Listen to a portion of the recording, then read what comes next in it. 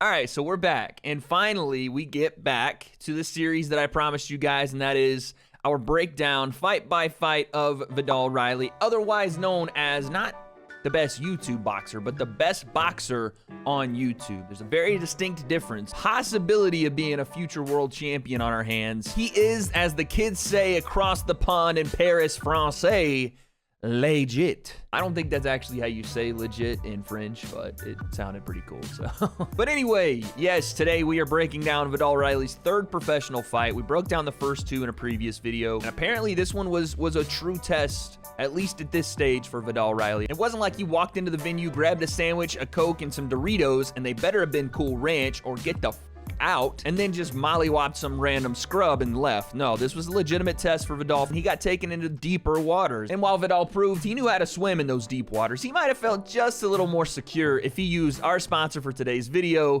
Surfshark. That's right, guys. As the name states, Surfshark VPN allows you to surf the internet safely from the confines of your own home while allowing you to not only use geo-blocking technology, but also keep your data safe and avoid intrusive advertisements. For example, Surfshark is protecting your information by encrypting all the data that you send throughout the internet. And you guys should know this by now, I'm a very big fan of comics. I like to watch a lot of my Marvel properties, the DC properties, on Disney Plus, on Netflix, but sometimes the titles I'm looking for, they're not necessarily available in my country. I could change my location to the UK, to Spain. If I want to watch movies or shows exclusive to that area, I now can thanks to Surfshark. So if you guys want freedom and protection online, click the link below and use code WADE when you sign up. It not only gives you an 83% discount on regular monthly prices, but you get 3 months free. Surfshark also offers a 30-day money-back guarantee, so go ahead and try it for yourself. Thank you once again to Surfshark. Use code WADE when you click the link in the description below. Now,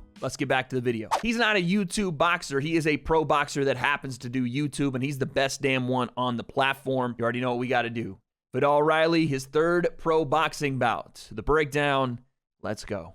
And a champion at the MKX heavyweight champion. Yo, my man sounds like Triple H on the mic, or every like Southern pastor giving a sermon. He's like, and he was a AA champion. And his amateur career, he had 9 wins. He is sweating getting through that note card. Our main event. Here we go, Viddal. 4-round fight. The things that you notice about Viddal and what make him special is his speed at that size, all right? At cruiserweight, he's so fast. His power's there. Woo! Right off the rip. Full right hand. Hey, this guy came to fight, you know. He's not landing a ton, but he's coming forward on Viddal. Shakes his head at that one. Ooh, double jab right hand. So the guy that Viddal's fighting is continuously trying to roll this right hand, right? Double jab.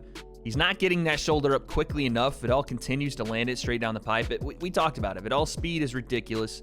This guy wants to roll his shoulder to protect his chin. Unfortunately for him, Viddal gets to the target and shifts off the line. Watch how he moves. He's moving to his left as he throws that jab, right? He's stepping off that center line to his left. Instead of being on this straight line from his shoulder to his toe where Viddal was, it allows him to now throw this right hand straight down the pipe, but off the center line, so that this shoulder roll becomes ineffective. The right hand, the way it's coming out, it's not coming over the shoulder, it's coming behind it. So it's already on the plane to land a big time shot, and that's what Viddal does. Boom, it lands.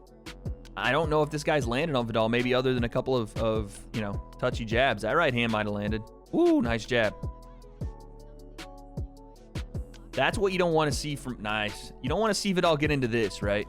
We're in this rock'em sock'em exchanges. Because that's where this guy would have a lot of success. A little bit of a shorter reach, obviously very powerful. Inside, where he can kind of let shots go to the body, then work his way upstairs. Viddal, obviously the better boxer so far. You want to see him utilize his reach, which he does well, and 2, his speed. Fundamentally, Viddal looks to be the better boxer. You don't want to see him throw that away and get caught in a back and forth exchange inside. Viddal parrying a lot of these jabs. Boom, get that out of here. Double jab on the return. Nice. Again, it's hard to see because this thing was filmed on a 1987 synthesizer, but that's what happened. Woo! Yes, yes, more of that, please, yes. Pull right hand, small movement. Nope, you're not touching me with that. Head off the center line, lean back, hands down. This is Floyd Mayweather-esque. Boom.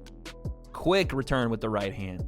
You pay for those. All right, so round 1 definitely goes to Viddal. It's not hard to see that Viddal is the better fundamental boxer out of the two. He has great footwork. He's pumping his jab out more. He's actually working off of that jab. I think he showed not only that speed that he possesses at that weight, which is ridiculous, but also that ability to counter off shots and lead the dance, right? When the action wasn't necessarily being forced to him, he would go out and create something, again, to look to counter off of. It seems like the opponent wanted to kind of pot shot in that first round, land a couple here and there, not exert a ton of energy, neither guy did, but he wants to get inside and work Viddal on the inside, make this thing a little more ugly. Round 1 to Viddal pretty easily, in my opinion. All right, here we go, round 2.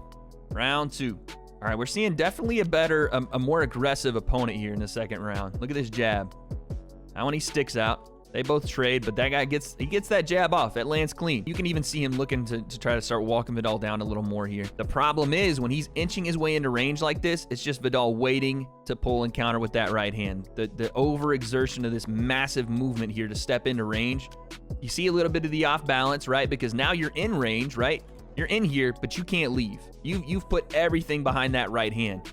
Viddal has done nothing but change levels here and watch the right hand come out because he can move. You can't. You can't plant and go back off that foot at this point. You're not going anywhere. Viddal, he can land that right hand, tag you, and get out of range, slide out the back door. The difference is in boxing, the little stuff.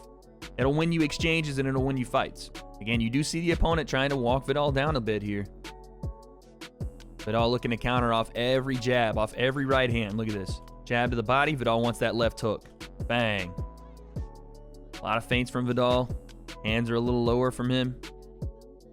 Just trying to give the opponent looks, right? He's trying to give this guy he's fighting a different look anytime he comes into range. You can't be so repetitive with either your shots or your feints or your head movement because guys that know what they're doing are going to start to pick up patterns.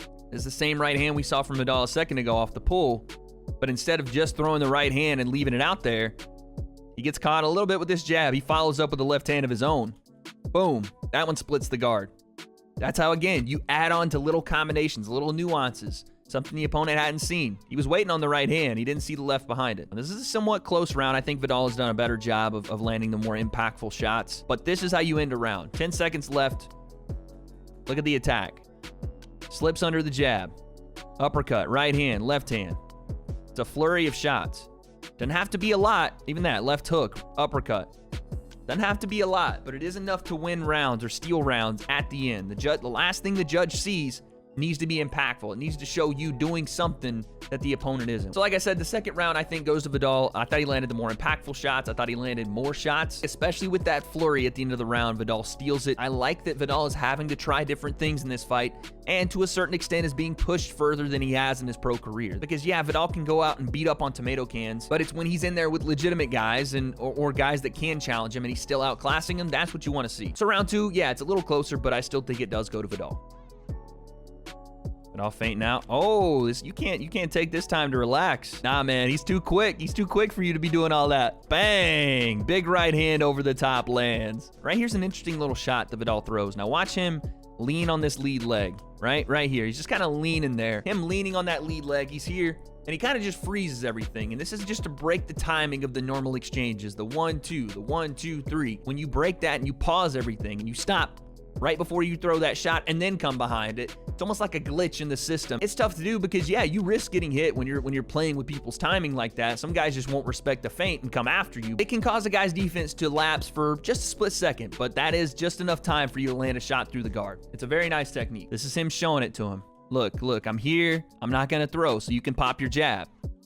As he does. Now watch Viddal go right back to it. Now this time, the shot's gonna come out. He's like, oh, I'm not gonna get hit. Boom. Very nice. Small little details. But yeah, Viddal's definitely more aggressive here in the third round. He's taking the lead foot. The feints, man. The feints are drawing all kinds of reactions out of this guy. Look at that. The same right hand he just landed, he just feints it out, and this guy goes absolutely apeshit. Look at this. Parry with the jab behind it. Bink. And again, watch. Parry. Jab behind it. Evades the right hand.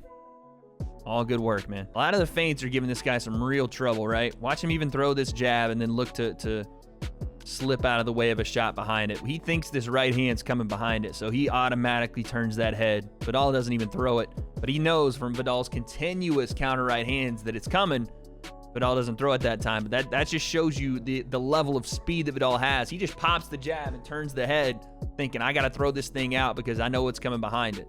And instead, now Viddal cracks him with that one right there, through the guard. That's a big-time shot. Hey, my boy Slim's got to take some notes. I know he likes dancing in the ring, but check out Viddal with the footwork here. Ha. Hey, hey, hey, hey. Viddal goes southpaw here for a sec. Oh, he goes back. Woo! Look at that jab. That jab is met with force, too, so it even stings that much more. Catches him coming in. Bang! So you see in that third round Viddal's experience in playing with a little bit of the timing. You see him again on the front foot versus the back foot in the second round, him being more aggressive. So you're seeing the versatility of a guy like Viddal. Not just the speed, but the techniques and the different styles of fighting. Back foot, front foot, and he's coming after the guy in this third round. He can fight in a multitude of ways and a multitude of styles. That's, again, a trademark of a high-level fighter, and Viddal is on his way to becoming that, no doubt. Round 3 to Viddal. Here we go. Fourth and final round. Oh, that's nice. Nice left hook. Watch this. As soon as you get up. Bink. Beautiful. I feel like the problem here, though, is Viddal, after these counters, right, slides out of the way. Boom. This guy is just, he's eating everything and coming forward. Viddal's going to run into these guys, right? At some point in his career, he's going to continue to run into guys that are going to eat shots and keep moving forward on him. And he knows this, but he's not going to be able to put every single guy down with one shot, with a multitude of shots. Some guys are going to have those fucking granite chins. You've seen him get tagged with shots, and as soon as he does, he comes forward on Viddal. As soon as he gets hit with something, he wants to answer it right away. He's going to have to deal with these guys in his future, no doubt. And he's doing a good job of it for the most part, getting back to his range and establishing the jab. It's good to see Viddal get work, though, man. 4 rounds is something we hadn't seen him do yet, and he's looking sharp through all 4. He's still got great head movement. He's still light on the feet. He's bouncing. Watch this right hand again, man. This guy is eating a ton of these. Boom. That one hits. Boom. Jab behind it. But you see it. As soon as he gets hit with something, he comes forward. All right, last 10. Here we go. Into the fight. Hey, that right hand gets through. Oh, nice 1-2 from Viddal. Yeah, this guy was coming forward. You got to give him credit. He was coming forward to land that and hurt him. So there's the fight, man. Viddal Riley, listen, he outclassed the guy pretty easily. There was always the danger of the knockout. The threat of the knockout was there. Big dude, strong, big overhand rights, but there's a difference in the skill level, there's a difference in the speed level, and just the experience of having different motives of attack, right? Viddal can attack you moving backward off the counter. He can come forward and initiate the fight. You definitely saw the levels of difference between the two guys. I think it's good for Viddal to get this early in his career. A guy that, you know, pushed him in certain instances, right? It pushed him to 4 rounds, but more so, it pushed him to alleviate pressure. The guy continued to, anytime he got landed on, he wanted to come forward and get that one back, and very quickly, like right after it happened. So it was good for Viddal to be able to pop his jab out there, reestablish jab, and have to take a more boxing-centric approach, not necessarily a fight approach where he can just walk in there, steamroll a guy, but he has to use that technique. He has to pop his jab and stay behind it and break a little bit of his rhythm with different techniques and different timing. So I like this man, Viddal Riley. He wins his 3rd professional fight. He showed some skills, especially playing with that timing, the little small nuances. That shows, again, a trademark of a high-level fighter. I do think Viddal is on his way to becoming that if he's not already. But you guys let me know down below if you agree, if you disagree, what you think of this fight, and what is on the horizon for Viddal Riley. Will Viddal Riley become a world champion? I think so, but guess we'll find out.